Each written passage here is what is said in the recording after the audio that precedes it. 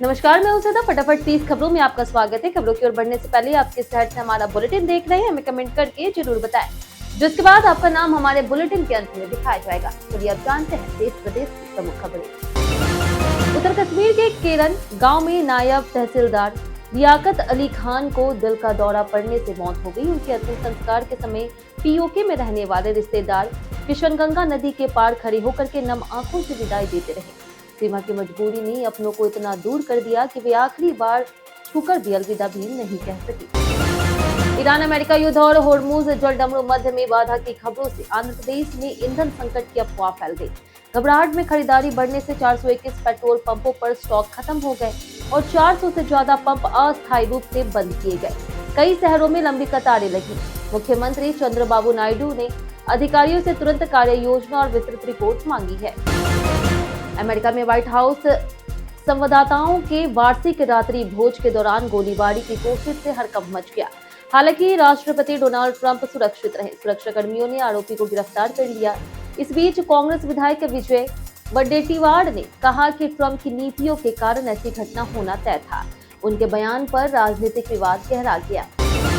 America Iran वार्ता का दूसरा चरण टलने और होर्मुज जलडमरू मध्य बंद रहने से ब्रेंट क्रूड 2.5% बढ़ के $107.97 प्रति बैरल पहुंच गया है। इससे वैश्विक आपूर्ति बाधित हुई। भारत में महंगाई, रुपए और कंपनियों पर दबाव बढ़ा। उत्तर प्रदेश में सड़क निर्माण के लिए डामर संकट गहरा गया है, जिसकी कीमत 42,000 से बढ़कर 1 लाख रुपए प्रति टन हो गई।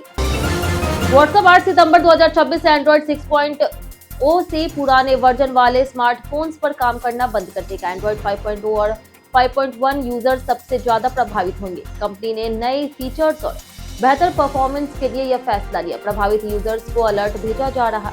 ऐसे यूजर्स फोन अपडेट करें और जरूरी चैट्स का बैकअप तुरंत सुरक्षित रख लें। राष्ट्रीय परीक्षा एजेंसी ने नीट यूजी 2026 के एडमिट कार्ड जारी कर दी है। अभ्यर्थी neet.nta.nic.in पर एप्लीकेशन नंबर और पासवर्ड से हॉल टिकट डाउनलोड कर सकते हैं। परीक्षा 3 मई 2026 को दोपहर 2 से 5 बजे तक पेन पेपर मोड में होगी। 180 MCQ प्रश्न 720 अंकों के होंगे। सही उत्तर पर 4 अंक और गलत पर 1 अंक कटेगा। लद्दाख के उपराज्यपाल विनय कुमार सक्सेना ने केंद्र शासित प्रदेश में 5 नए जिलों के गठन को मंजूरी दी है। नए जिले नुब्रा, शाम, चांगलांग, जांजगढ़ और द्रास होंगे।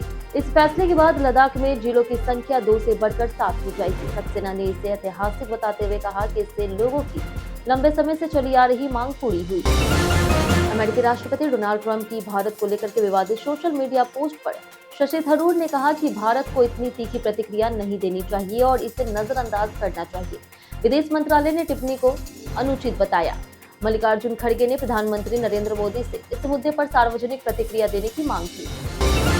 गुवाहाटी हाईकोर्ट से अग्रिम जमानत याचिका खारिज होने के बाद कांग्रेस नेता पवन खेड़ा ने सुप्रीम कोर्ट में राहत मांगी। मामला असम मुख्यमंत्री हिमंत बिस्वा शर्मा की पत्नी रिंकी भुइयां पर कई पासपोर्ट और विदेशी संपत्ति के आरोपों से जुड़ा है। हाईकोर्ट ने कहा कि खेड़ा ने बिना ठोस सबूत एक निर्दोष महिला को राजनीतिक विवाद में घसीटा है। प्रधानमंत्री नरेंद्र मोदी ने नॉर्थ कोलकाता रोड शो से पहले 300 साल पुरानी ठंठनिया कालीबाड़ी मंदिर में मां सिद्धेश्वरी काली माता का आशीर्वाद लिया। 1703 में स्थापित यह मंदिर कोलकाता की धार्मिक और सांस्कृतिक धरोहर है। मान्यता है कि रामकृष्ण परमहंस यहाँ भक्ति गीत गाते थे। मंदिर में मांसाहारी प्रसाद चढ़ाने की अनोखी परंपरा भी है। काली पूजा पर यहाँ विशेष भीड़ उमड़ती है। प्रधानमंत्री नरेंद्र मोदी ने पश्चिम बंगाल में वादा किया कि भाजपा सरकार बनने पर पीएम किसान सम्मान निधि 6,000 से बढ़ाकर के 9,000 रुपए होगी। महिलाओं को 36,000 रुपए सालाना, 20 लाख तक मुद्रा लोन और लखपति दीदी योजना का लाभ मिलेगा। बेटियों की पढ़ाई, आवास, सोलर प्लांट और आयुष्मान योजना के जरिए मुफ्त इलाज की सुविधा भी देने का आश्वासन दिया।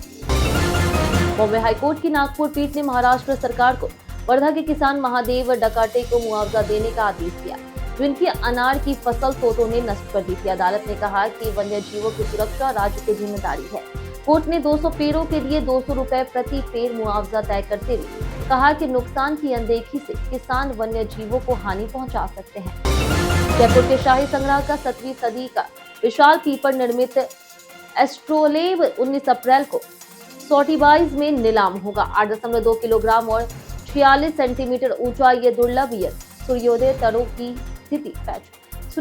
की स्थिति, दिशा और ऊंचाई मापने में सक्षम था। लाहौर के कारीगर भाइयों ने इसे बनाया था। इसकी कीमत 15 से 25 करोड़ रुपए तक पहुंचने का अनुमान है। दिल्ली में बढ़ते प्रदूषण के चलते बिना वैध पीयूसी सर्टिफिकेट वाले वाहनों को पेट्रोल डीजल नहीं देने की तैयारी है।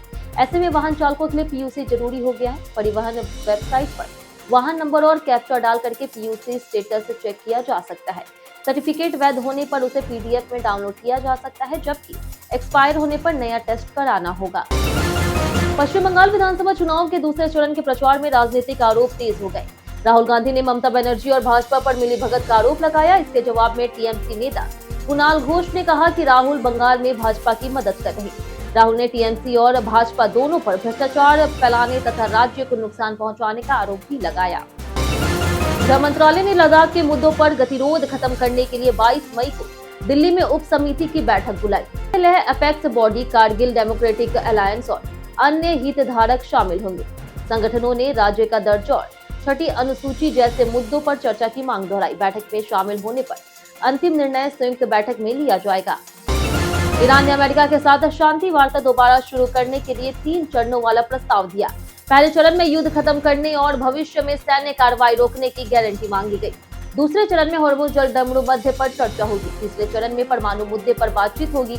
दोनों देशों के बीच अविश्वास और मतभेद अभी भी बरकरार है।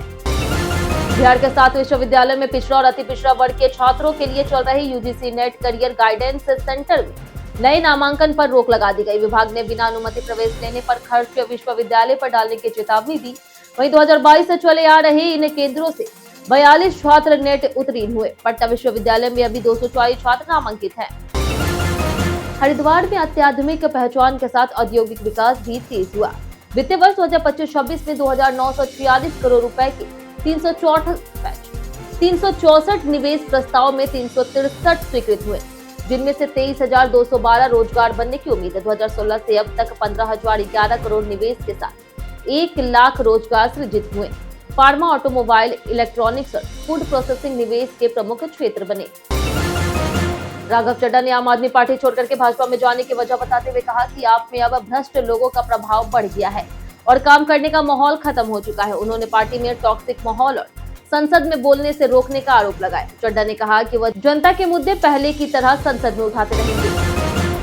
प्रधानमंत्री नरेंद्र मोदी ने पश्चिम बंगाल में चुनावी रैली में घुसपैठियों को देश छोड़ने की चेतावनी दी है। उन्होंने तृणमूल कांग्रेस पर गुंडाराज, महिलाओं पर अत्याचार और अपराधियों को संरक्षण देने का आरोप लगाया। पीएम मोदी ने भाजपा सरकार बनने पर आयुष्मान भारत लागू करने, महिलाओं को न्याय दिलाने और मतुआ समुदाय को सीएए के तहत नागरिकता देने का वादा किया। राज्यसभा चेयरमैन सीपी राधाकृष्णन ने आम आदमी पार्टी के 7 सांसदों के भारतीय जनता पार्टी में विलय को मंजूरी दी है। इससे भाजपा के राज्यसभा सांसद 113 हो गए, जबकि आप से 10 से घटकर 3 रह गए। राघव चड्ढा, हरभजन सिंह और संदीप पाठक समेत नेताओं के जाने से पंजाब और पार्टी संगठन में अरविंद केजरीवाल को बड़ा राजनीतिक झटका लगा। ऋषभ पंत ने एलएसजी की केकेआर से सुपर ओवर हार के बाद माना कि निकोलस पुरन पर भरोसा करना गलत साबित हुआ। पंत ने कहा कि टीम पर दबाव बढ़ रहा है और खिलाड़ियों को जिम्मेदारी लेनी होगी। उन्होंने माना कि एलएसजी को ब्रेक की जरूरत है ताकि टीम तरोताजा होकर के वापसी कर सके और बेहतर प्रदर्शन करे। विक्रमजीत सिंह सहनी ने दावा किया कि अरविंद केजरीवाल ने 22 अप्रैल की मुलाकात में उनसे राज्यसभा पद से इस्तीफे पर विचार करने को कहा। सहनी के अनुसार राघव चड्ढा ने पहले उन्हें पार्टी छोड़ने का सुझाव दिया था। उन्होंने बताया कि वह औपचारिक रूप से आप सदस्य नहीं थे और भाजपा और केंद्र सरकार की योजनाओं का पहले से समर्थन करते रहे। मिडिल ईस्ट संघर्ष पर ब्रिक्स बैठक में मतभेदों के कारण कोई संयुक्त बयान जारी नहीं हो सका। यूएई और सऊदी अरब की स्थिति तथा ईरान के रुख से सहमति नहीं बन पाई। भारत ने 2 राष्ट्र समाधान का समर्थन दोहराया और फलस्तीन को मानवीय सहायता दी। बैठक में गाजा, यूएनआरडब्ल्यूए और शांति प्रयासों पर चर्चा हुई, लेकिन साझा सहमति नहीं बन सकी। उत्तर भारत के कई राज्यों में भीषण लू का प्रकोप है, जबकि कुछ जगह आंधी और बारिश से राहत मिली।